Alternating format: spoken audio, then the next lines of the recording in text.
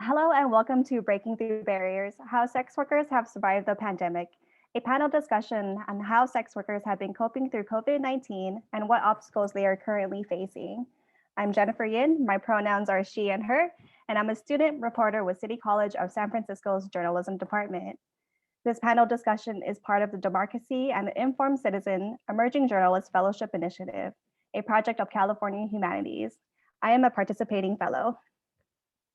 Let's begin by acknowledging that wherever we may be calling in from, in the United States and elsewhere, we benefit by living and working on stolen indigenous land. I'm personally on the unceded ancestral homeland of the Ramaytush Ohlone peoples, who are the original inhabitants of the San Francisco's peninsula, and I intend to learn more on how to be a better guest. I invite speakers to acknowledge their own locations. Thank you to the City College Journalism Department, to independent nonprofit organization, California Humanities, and to the fellowship's faculty advisor, Alex Mullaney, who also edits the Ingleside Light newspaper and manages the San Francisco Independent Press Association. Today, we are fortunate to have Celestina Pearl, Vanessa Carlisle, and Cesar Espinoza-Perez to discuss the topic of sex workers and how they have been coping mentally and physically through the pandemic, and what legal barriers the profession is facing currently. I wanted to wish a warm welcome to our three panelists who are Celestina Pearl. Pearl's respective pronouns are she, her, meow. She is a queer femme dyke, mixed race Chicana, visual and performance artist, filmmaker, radical nurse, and mama to a fierce 11-year-old daughter. She has been a part of St. James Infirmary community since 2003 and has served as outreach director since January 2018.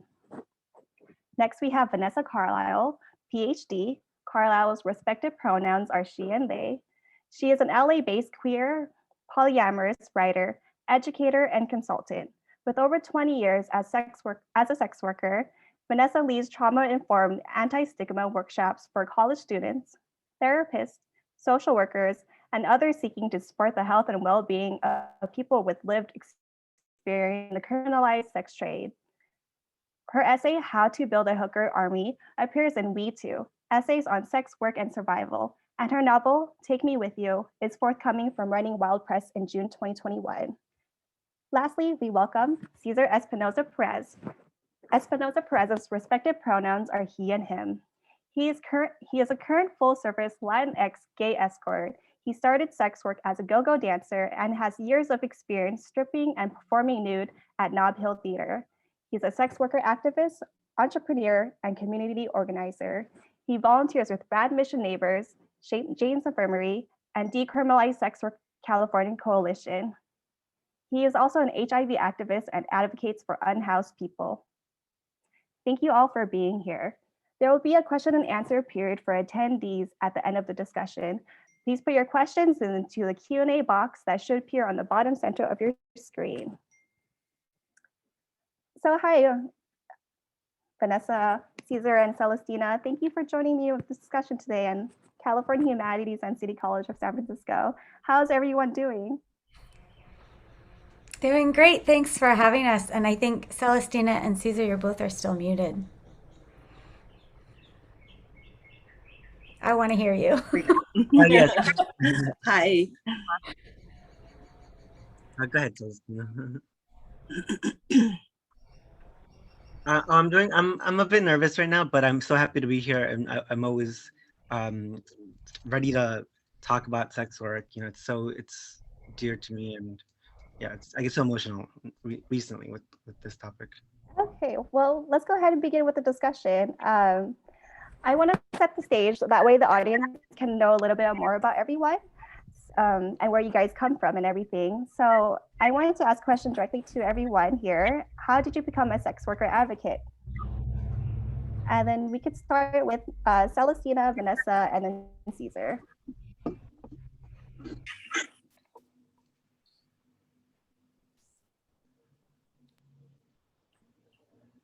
Maybe Vanessa, we'll start with you then. Okay. Well, I was a stripper and a sugar baby and a hooker for a long time before I was actually doing any activist or advocacy work. I didn't come up at a time where there was a lot of internet spaces to meet other sex workers. So I started working in the late 90s, early 2000s. So there's just a very different kind of isolation to the work at the time. So I ended up becoming an activist because I was at a drug policy conference. I was interested in doing harm reduction work. And I found out about SWAP, which is a sex worker org. Um, and I just didn't even know it was a thing. I didn't know there was a movement. I didn't know. I had been in the work for a long time before I found any kind of advocacy or organizing around it. So, yeah, how did I become an advocate? I guess humbly and a little bit stunned. And I'm grateful to it now. I mean, I've been doing various forms of organizing in sex worker spaces for 10 years now, and it's been a great support for my health and well-being to have sex worker community, and also to, kind of figure out what it means to support ourselves through various forms of work, right? From everything from policy to mutual aid, et cetera. So. And thank you, Vanessa, for that. Celestina, did you want to go next? Sure. So let's see. So I guess the question is, how did I become a sex worker advocate? Yes. So where do I begin? So I started with St. James Infirmary in about 2003. And that was when I first started hearing about the term sex work and finding community with other sex workers. And yeah, just, first learning about, folks at St. James Infirmary, working on legislation, and and the folks that were going out and doing outreach on the streets. I was actually with St. James Infirmary for a long time before I even started with outreach. I for years was the triage nurse, so I was kind of more on the inside. And then once I became the outreach director in January 2018, I had no idea just how involved I would become in local politics and with legislation. And Cesar and I are both part of the Decrim Sex Work California group, working currently on the on SB 357, trying to repeal the loitering with intent to commit prostitution law in the state of California. Thank you, Celestina, for that. Cesar, did you want to go ahead next? Yes, and let me know if my audio is okay. Your audio is beautiful. Great. So I came to San Francisco in 2010, and I was unhoused in San Francisco, and I would start off first by like trading sex for a place to sleep that night. And then in 2013, I became HIV positive. This was during working in the legal sex industry, actually in porn. And from that experience, I was connected to a research project called Options, and a nurse that from SF General, she gave me a handbook that St. James Infirmary had written that was it's called Occupational Safety and Health Handbook, and that's when I learned about St. James. That's when I didn't feel quite as ashamed about the work that I was doing. And then I went to St. James to get services. And then I started volunteering at St. James. And I started doing street outreach in the Tenderloin. And just seeing every shift that like the extreme poverty and the homelessness during and also that many of my peers were also unhoused. I knew that that we had to do something at a more systemic level, or not just direct service, but really change things politically. And thank you, Cesar, for that. So I wanted to move on to a little bit of the pandemic and how the pandemic has affected sex workers so far. So a quick question is, what were the conditions and barriers sex workers faced before the pandemic? What barriers were they facing and how did they overcome them? And we'll go in order again. How about Vanessa first?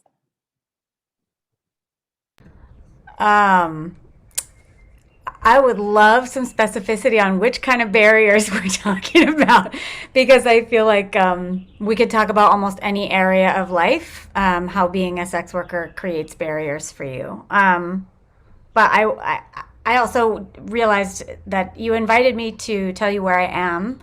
I'm on unceded Chumash and Tongva land, also known as Los Angeles, and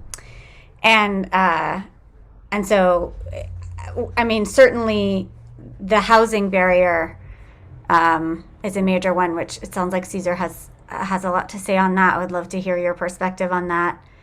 I think there's still barriers to employment because of being unable to put your sex work skills on your resume. I mean, personally, because I went into academia, I was closeted, and then I sort of came out very strategically, but also a little bit self-destructively in my PhD program. And it turned out that made for a great dissertation, but absolutely no job prospects.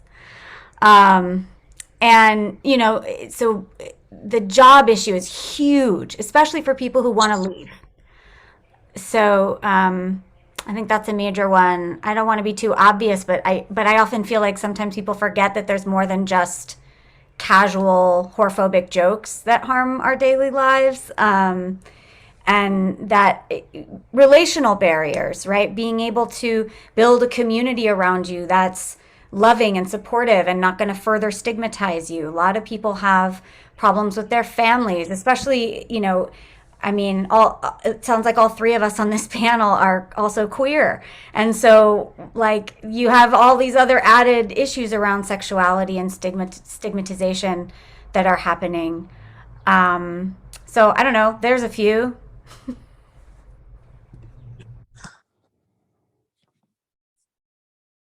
And then by all means, Celestina and Cesar, if you want to chime in on anything Vanessa had said and you want to join the discussion, by all means.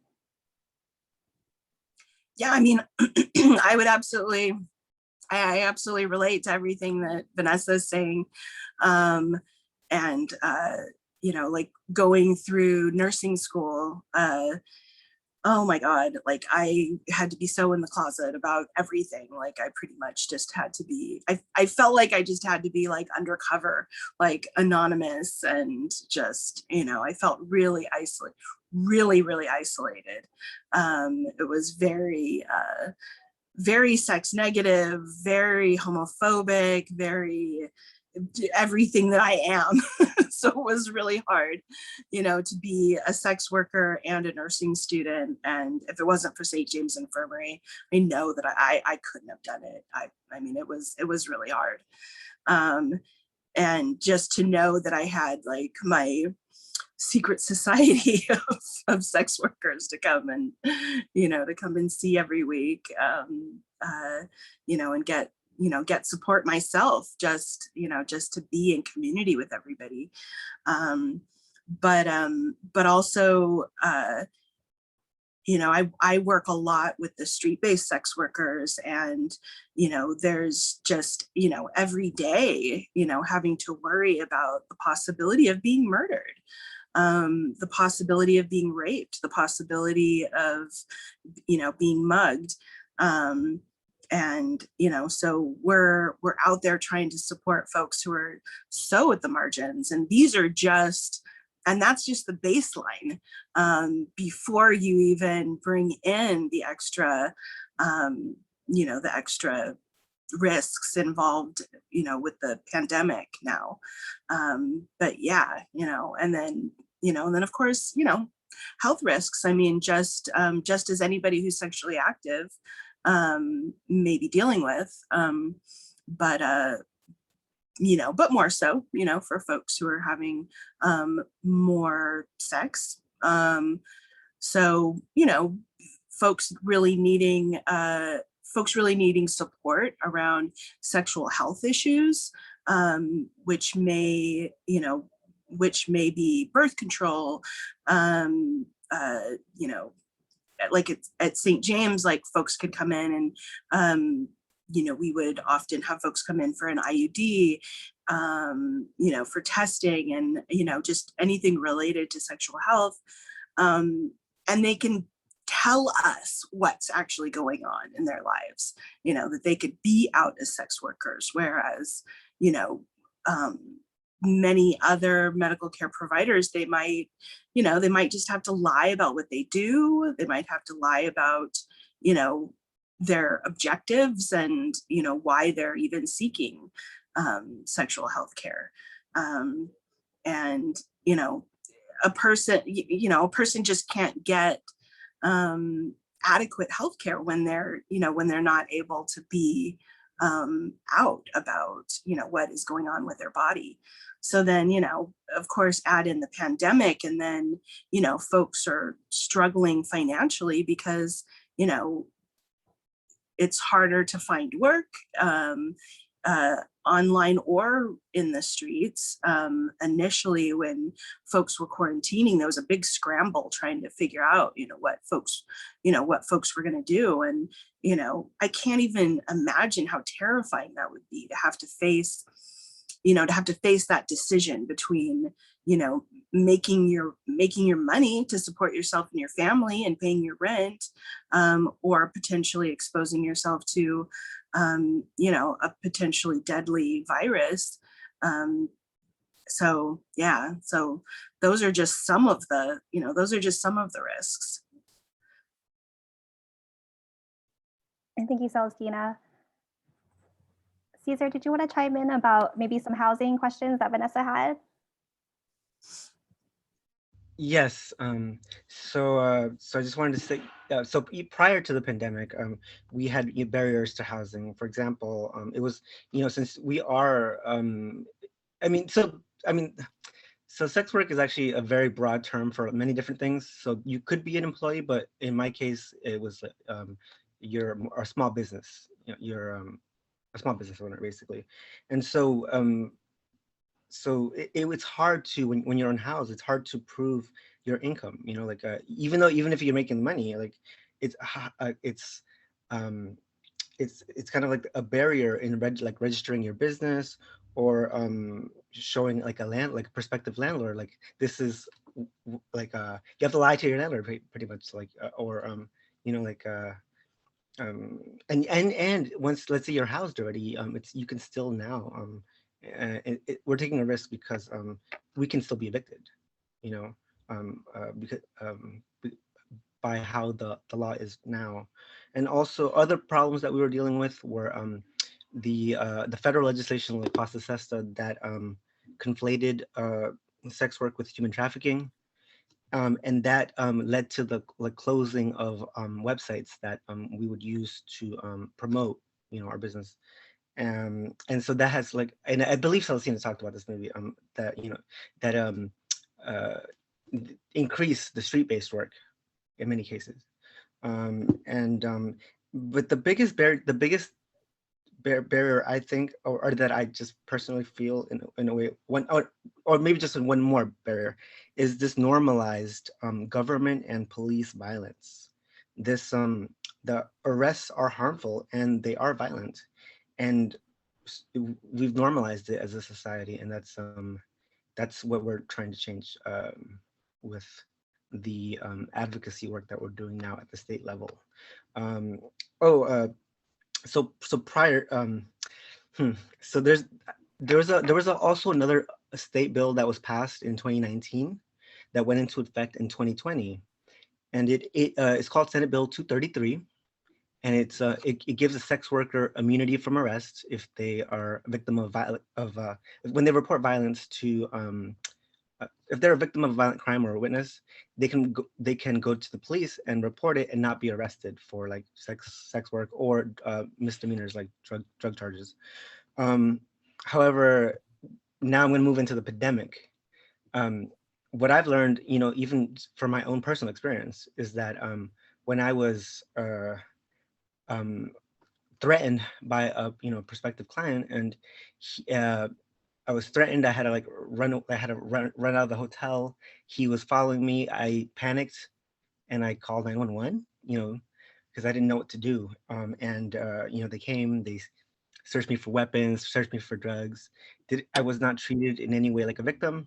Instead, I was cited for possession of a controlled substance. And so I'm just gonna end it with it's like right now we're exploited by the state actually. So when a client doesn't pay you, we don't really have much of a legal defense to take them to court and say, oh, theft of service. Typically other businesses can do that, but we, because of the criminalization, aren't quite able to do that. And it's also, there's also very minimal legal defense or legal aid for sex workers. And that's it. Thank you. Thank you for that, Cesar. And Cesar did bring up a good point about laws that are in place to kind of bar sex workers. I wanted to dive a little bit more into that. And I also wanted to explain to the audience what these laws are. So California Assembly Bill AB 5 was instated in 2018 and requires companies that hire independent contractors and freelancers to classify them as employees. In the same year, the Stop Enabling Sex Trafficking Act, SESTA, and Allow State and Victims to Fight Online Sex Trafficking Act, FOSTA, was enacted to cut down on legal online sex trafficking. And I wanted to ask Vanessa and Celestina this, and by all means, Cesar, if you want to join in too, how do laws like AB 5 and SESTA FOSTA affect and harm sex workers? And I'll give the floor to Celestina for now. Hey, so a couple of things that that I'm thinking about is so when sex workers are able to go online, some of the things that they're able to do is establishing community, which is support, vetting clients for safety, as well as more safely being able to negotiate prices and negotiate what they are or are not willing to do, and to negotiate safer circumstances for themselves.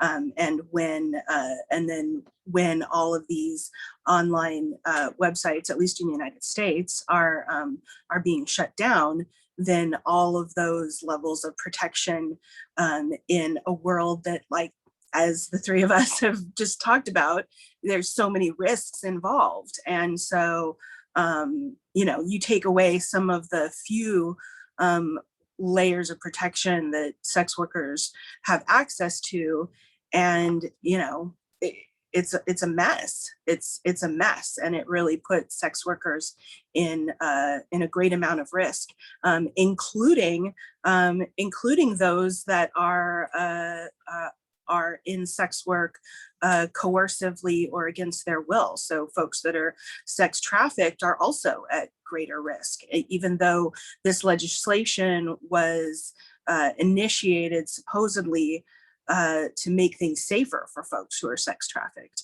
And it actually drives the whole industry further underground, makes it harder to find perpetrators, and to provide community and support to folks who need different kinds of support. Thank you, Celestina. Vanessa, did you want to take the floor? Yeah. I want to backtrack just briefly and acknowledge that Cesar just shared a personal story of pretty serious trauma and harm. And I just want to thank you for doing that. None of us are being asked to do that explicitly, but I think anytime one of us has the energy to do it, it actually does help people learn. So I'm grateful to you for doing that. And I'm really sorry that happened. And yeah, so how does this legislation harm us? Well, Thank you, Celestina. That was such a clear and helpful explanation of Sesta Fosta, which is like super complicated and hard to deal with. There's also the Earn It Act, which is doing similar things to what Sesta Fosta is doing. One thing to understand when we're talking about legislative barriers is to understand that there's an ongoing battle, I guess is the word I want for it, where, it's not just one misguided piece of legislation that had unintended consequences for adult sex work. That's not the situation. In fact, when Sesta Fosta was passed, I'm sorry, there's a garbage truck. When Sesta Fosta was passed, supporters of it explicitly said they wanted the industry to be more underground. And, so they know that it gets more dangerous when they do that. They're aware of that.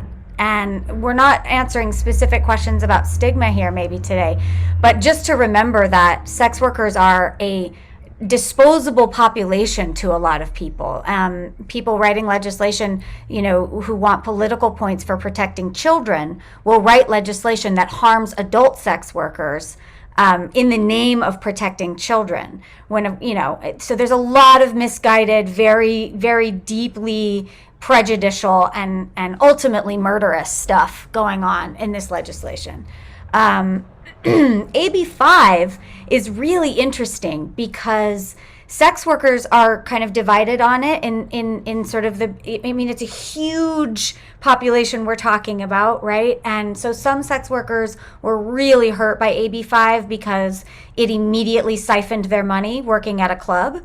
Then there were other workers who were like, all right, well, fuck it, then we'll unionize.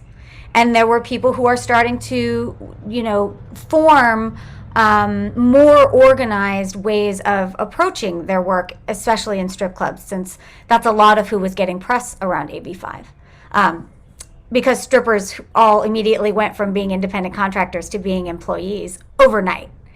And the clubs, even before the legislation was happening, like even before it was enacted, the clubs were like trying to paddle right up ahead, get ahead of it to make sure that the management didn't lose money. So again, these are sort of cat and mouse games. They're like gnarly, complicated situations that are different for each city. LA clubs went through a totally different thing than Bay Area, San Francisco clubs. Like San Francisco strip clubs did a totally different thing than LA clubs did. And some of them are even owned by the same Deja Vu company. So there's a lot of complexity to how these things actually play out in the daily lives of workers. The way that Sesta Fosta also sometimes is, it's lumped in with the closure of Backpage. And some people forget, I think, that Backpage was actually shut down before Sesta Fosta even passed.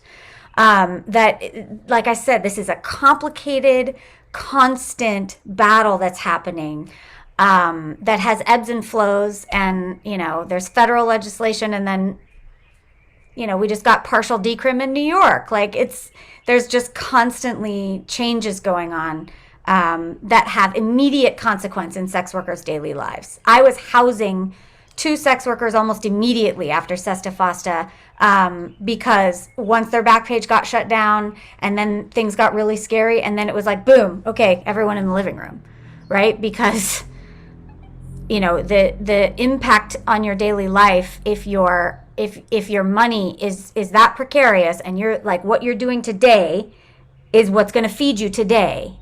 When you're living at that level of precarity and suddenly your ad is gone that you already spent like a pretty precious $20 to put up, like that level of harm that was happening to tons of people, and the reporting is not always nuanced enough to really capture those lived experiences. So yeah, how do these things harm us? Like directly and a lot. Thank you for that, Vanessa. So we talked about sex work on a macro level. I want to break it down to a micro level where we're talking about the cities that we live in. So Vanessa, you're in LA, Celestina and Cesar is in San Francisco. So I wanted to ask, like, how does your city's governance treat its sex workers? Do you think there is room for improvement? And then we'll give the floor to Cesar. Oh yeah. Actually, can you repeat the question one more time? I just want to make sure I. Yeah, of course, of course. So I wanted to ask, like, the city that you live in, like for me right now, it's San Francisco. So the question is, how does San Francisco's government treat its sex workers?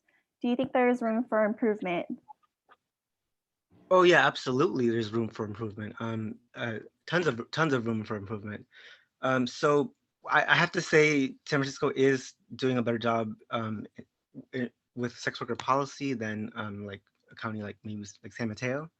But right now, right now they're not in San Francisco. What I've observed is that the police are kind of more like reactive to residents and businesses who are complaining about street-based sex work.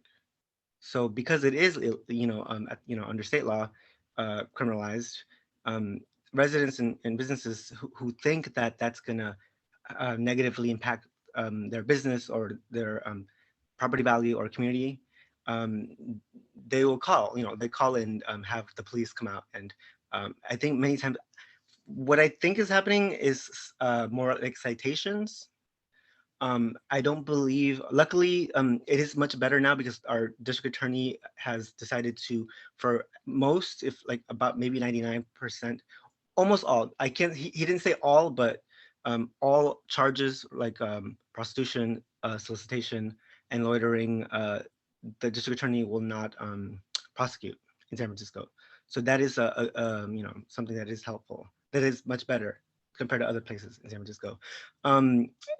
So just last year I was working with Radmission neighbors, and we started organizing, and we emailed all the supervisors, and Supervisor Ronan, we met with her staff, and she agreed to introduce a resolution that would decriminalize sex work fully in San Francisco.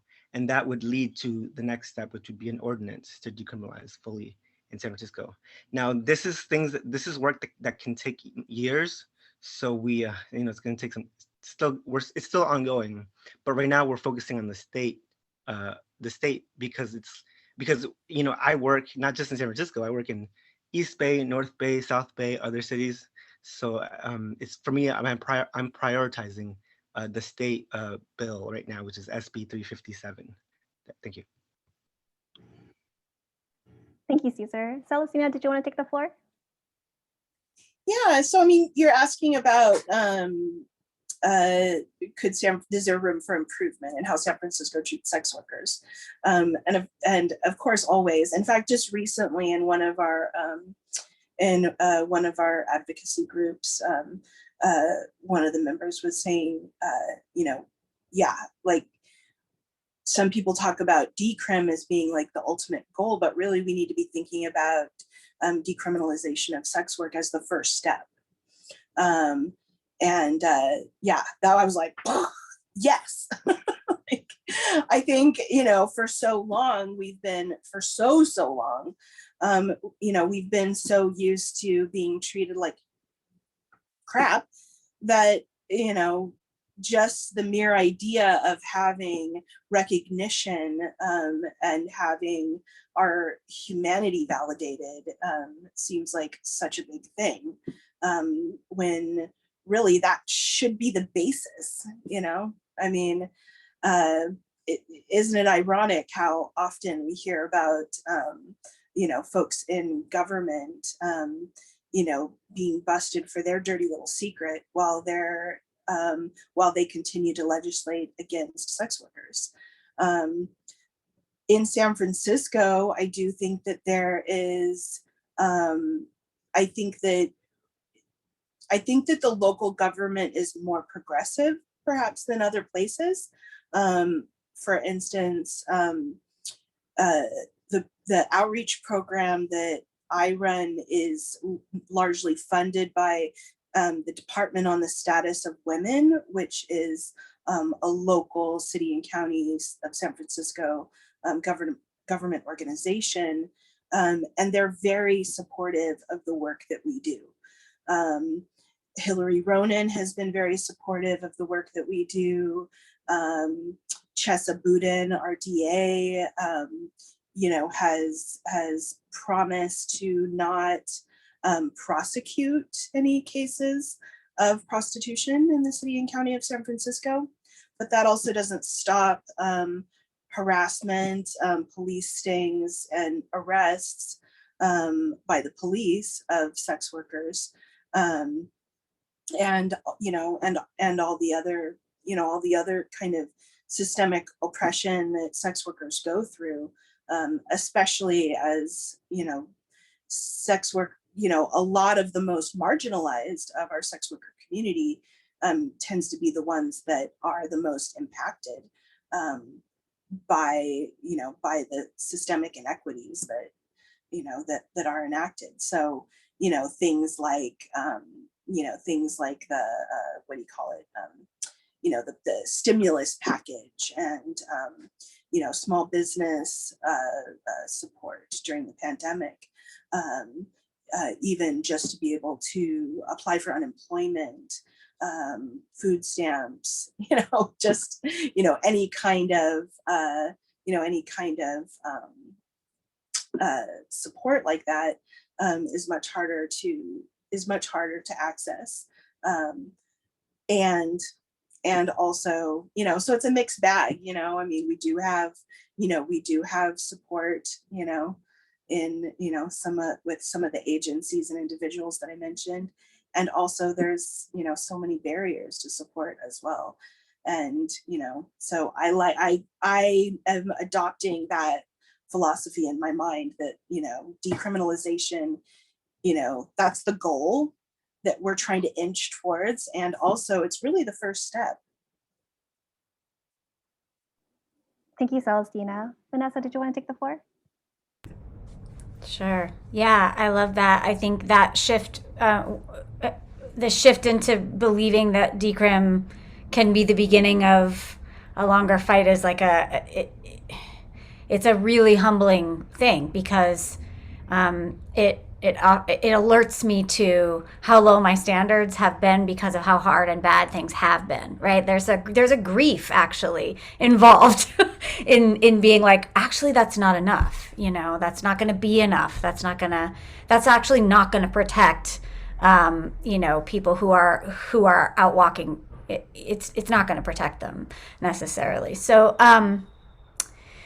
walking is shorthand for street-based sex work for people who don't know that.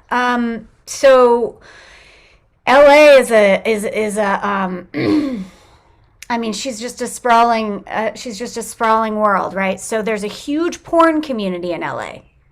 And so what that means is that anytime there's legislation that comes up, like there, condoms in porn requirements or things like that, you'll see like a kind of quick mobilization of a bunch of energy, because porn workers will fight. A lot of them are already quite public, right? And so there's a lot of public energy that will go toward protecting the rights of porn workers. They don't always win, but they are a political force in LA in a kind of cool way.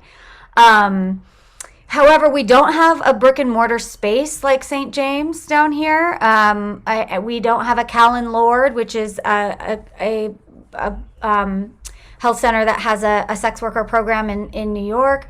As far as I know, there's only one. There's only one clinic that runs sometimes out of the LGBT center. That's sex worker friendly, and I don't even know if it still runs. So there's sort of there's a dearth of places to go. There's a dearth of spaces to meet in. Anytime a sex worker org wants to meet, it's like you basically have to tell them you're something else. And so that makes it really difficult to organize. There's a few places, like the East Los Angeles Women's Center has started to really work with sex workers more directly. And it's an interesting story because they used to work with the sheriffs on anti-trafficking, and they shifted to realizing that was actually not helping the women they were trying to help. And so LA has some really complex, interesting stuff happening as far as people who were doing anti-trafficking work shifting to doing work that's actually supportive of sex workers. There's also still a ton of anti-trafficking orgs that have their claws in law enforcement, and so it's a really violent city to get picked up in. I mean, there are diversion programs, which are supposedly a nicer way to go than incarceration, but they're not. And so there's just, it's sort of like whatever the need of the sex worker is, there might be community support for it, but it's very, very hard to find. So there's just a lot of isolated workers in LA is my take. And I mean, I've been here since 2008, both working and organizing. And it's, yeah, I mean, there's no building to walk into and feel safe.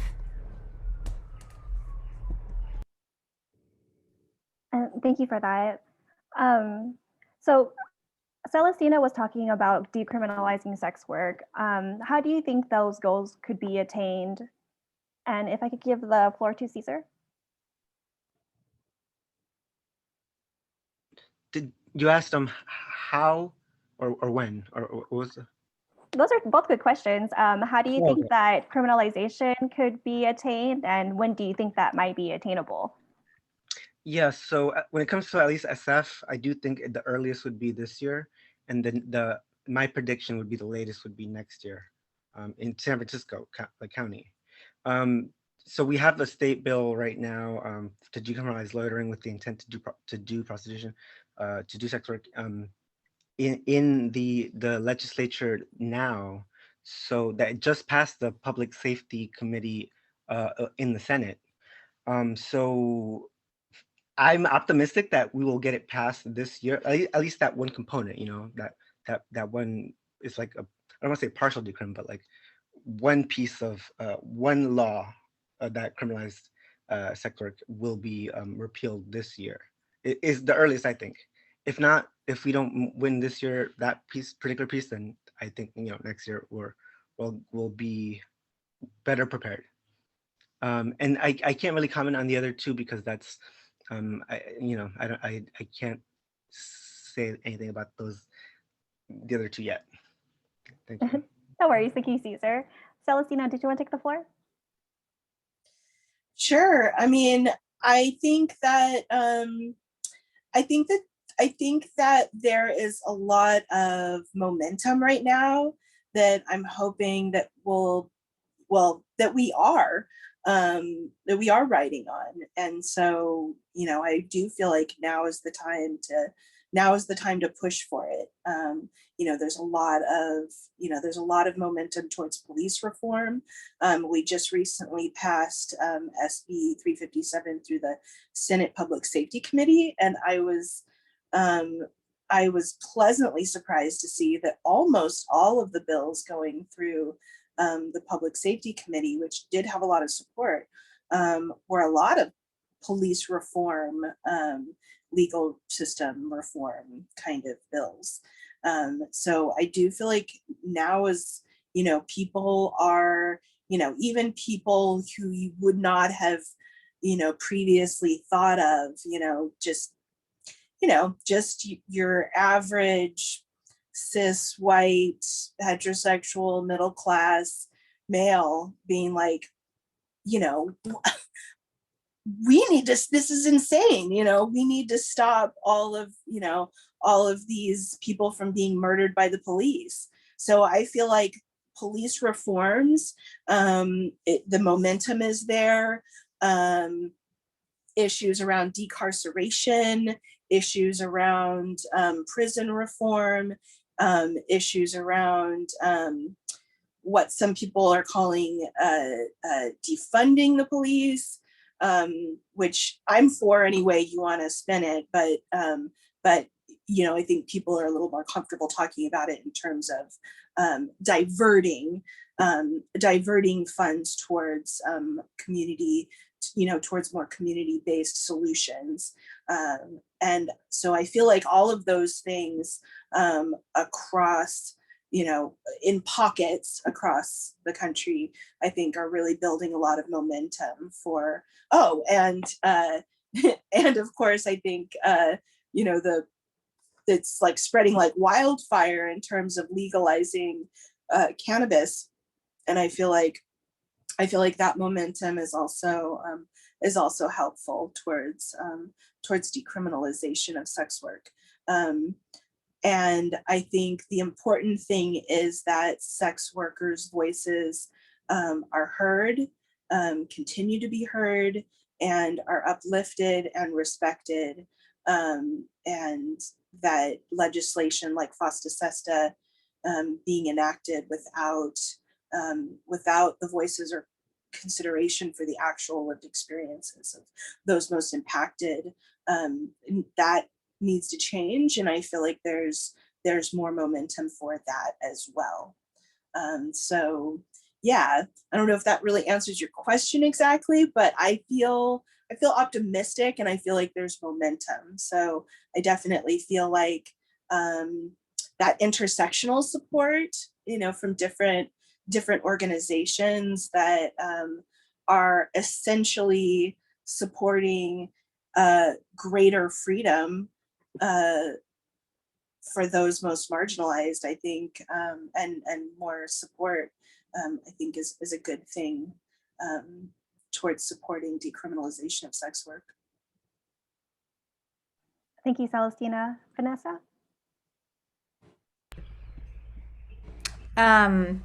We're on the question about how close we are to decrim, right? Yes. Okay, just making sure I'm still.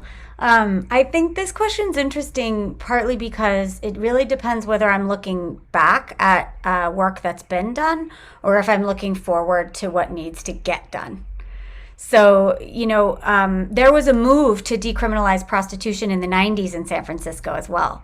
And it did not fly, but there was a lot of work that got done, and there was a lot of ground that got laid, and conversations, It came close though. It came close enough to like really think about it.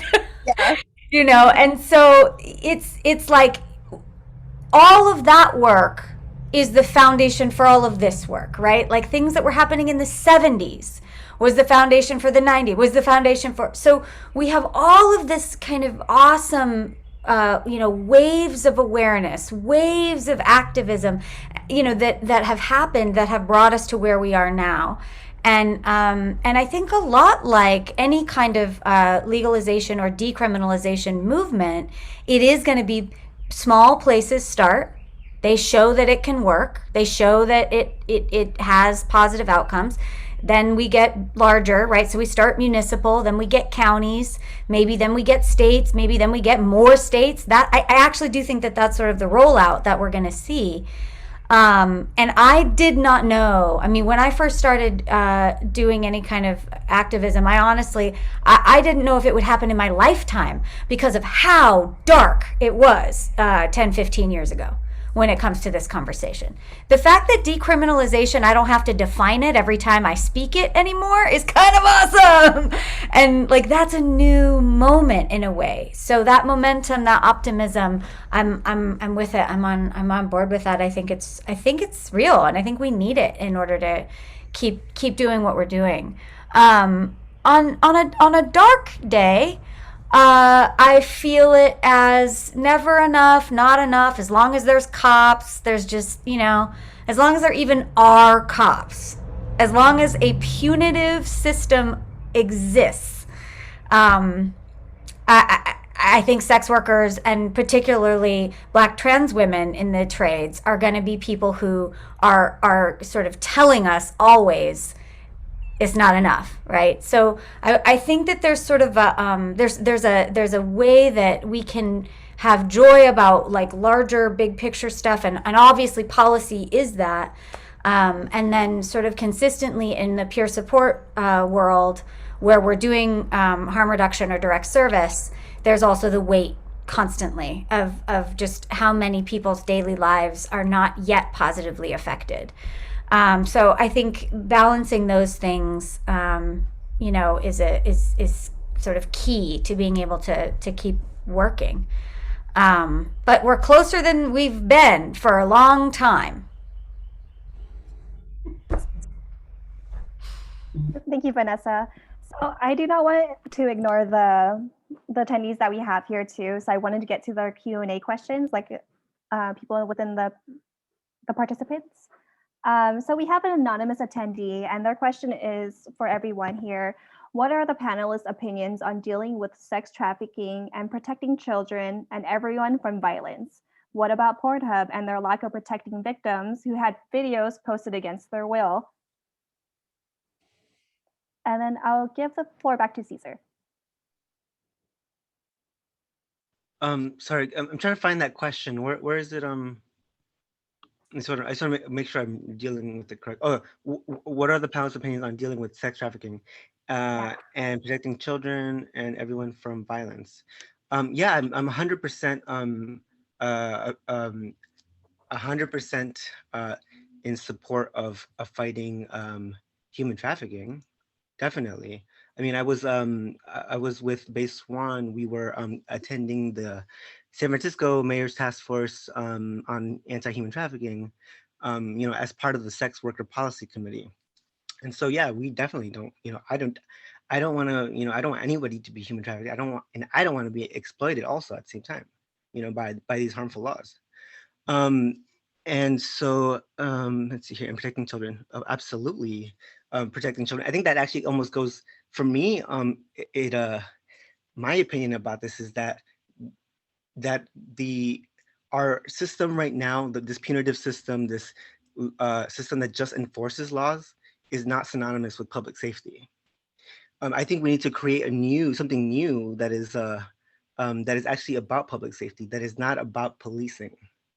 And I say this and I'm gonna get emotional, but I just, you know, I felt somewhat like a paternal instinct when I saw the shooting of Adam Toledo in Chicago, and just people have been saying this, like they've been reforming like the police departments for like I don't know how many decades, and it's time to just let's just like just create a brand new department, and not have them even have weapons necessarily. I mean, or you know, minimally if possible.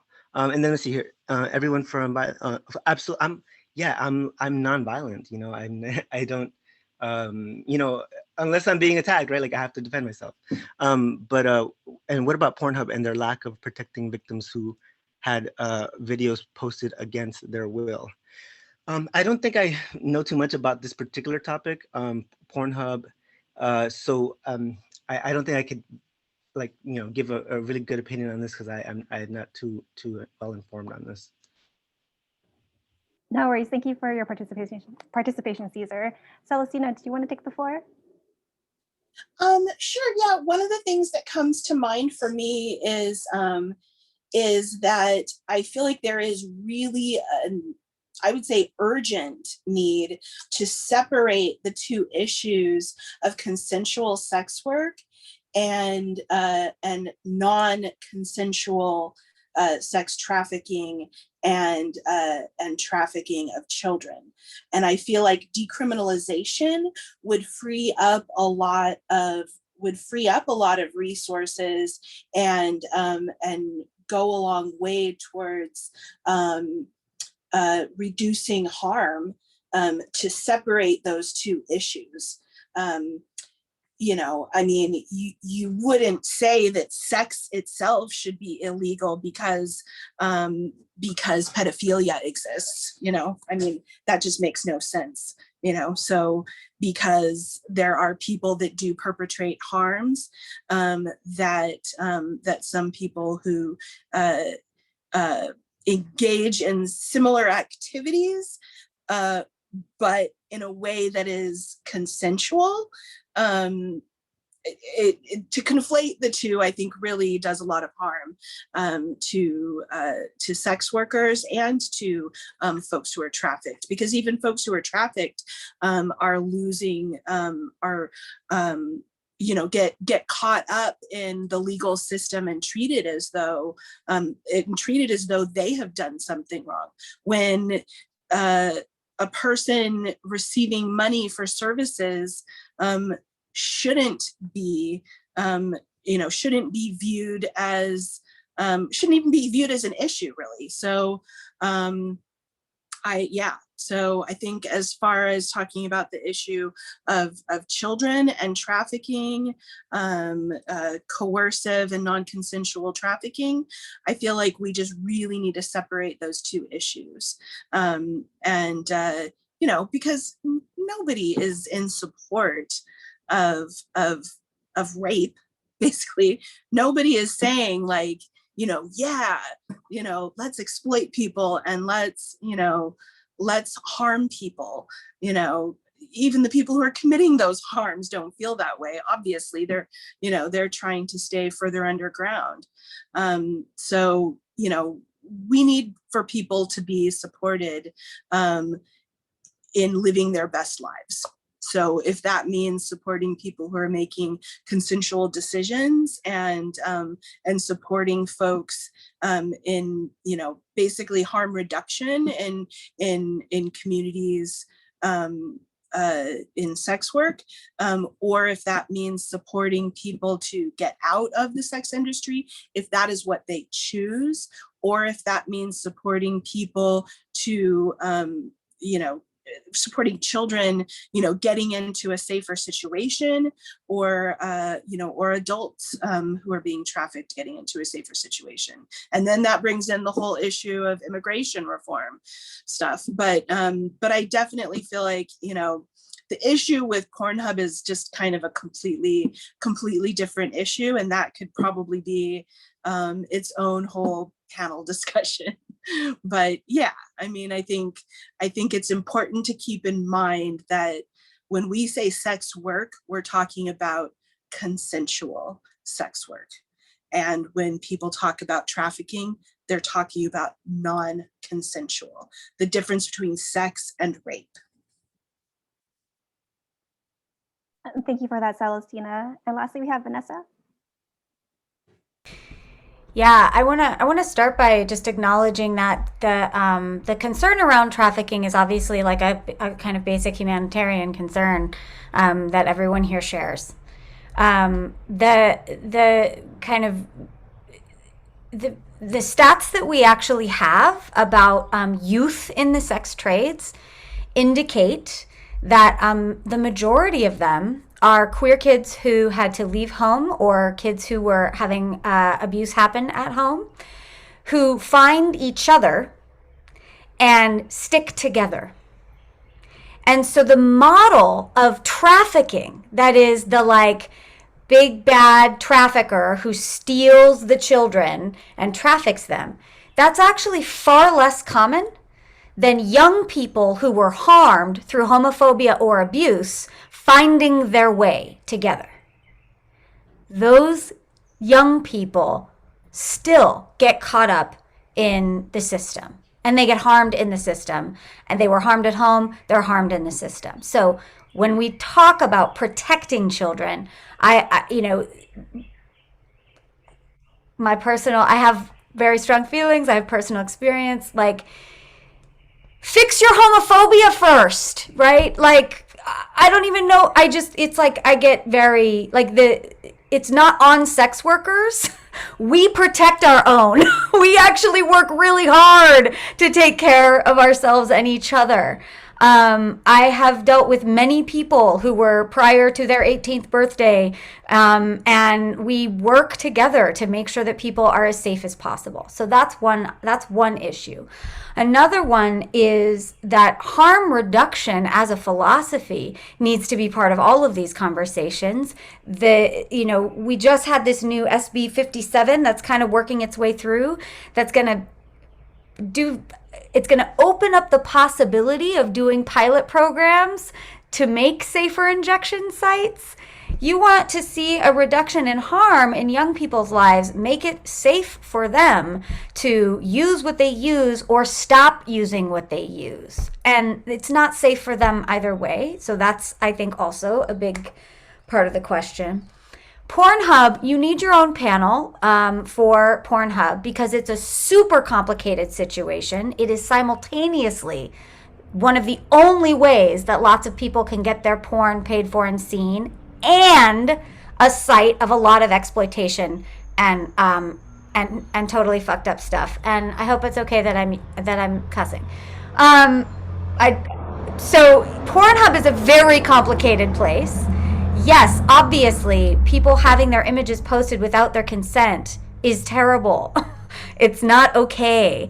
It's something that needs to be handled. At the same time, when people wholesale want to shut down Pornhub without offering porn performers alternatives, one of the reasons why people have to use Pornhub is because PayPal shuts down their accounts. They can't just host their own things, right?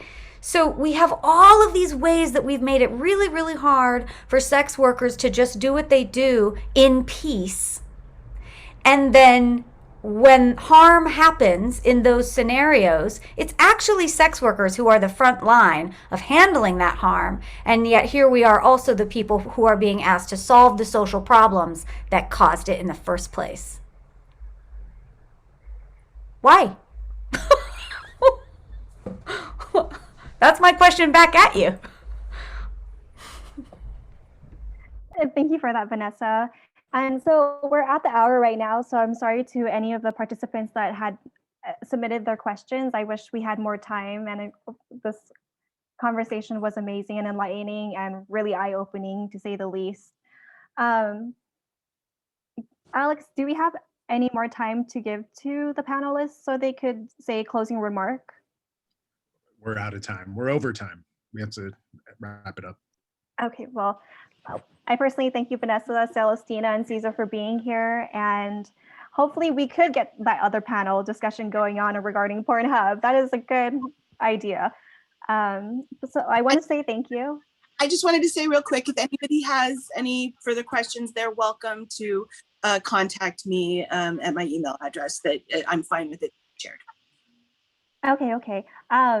Would you mind sharing your email then out loud to the audience? Oh, sure. You want me to put it in the chat maybe? Sure. And Vanessa and Cesar, if you are willing to share your information too, so others could contact you, by all means, but no pressure. Oh, it says chat disabled. Oh, is it? I'm sorry. So with Celestina Pearl, if you just Google Celestina Pearl on Google, you'll see her with St. James Infirmary, and then her email is attached to that website. That's where I found Celestina.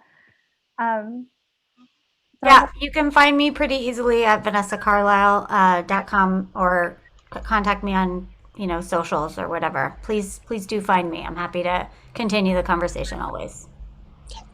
I just put my email in the chat. Perfect. But also, please contact me too, and please host another panel, because sex work is so complicated that it can't be done in one panel. No, that is totally understandable. I think Vanessa and I were talking that my questions were way too much, and I needed another panel to do all of this. But if ever in the future we do host another panel discussion with City College of San Francisco, you guys are always welcome to come back. And if you guys know any other person that wants to participate, then by all means. Thank you much, everybody. To the 23 participants that are still in this room, I thank you for joining this discussion and being open-minded to sex work. And Vanessa Carlisle, Celestina Pearl, Cesar Espinoza-Perez, I thank you very much. And I hope you guys have a beautiful day. And I hope to stay connected with you guys from now on. Thank you. Thank you. Thanks for having us.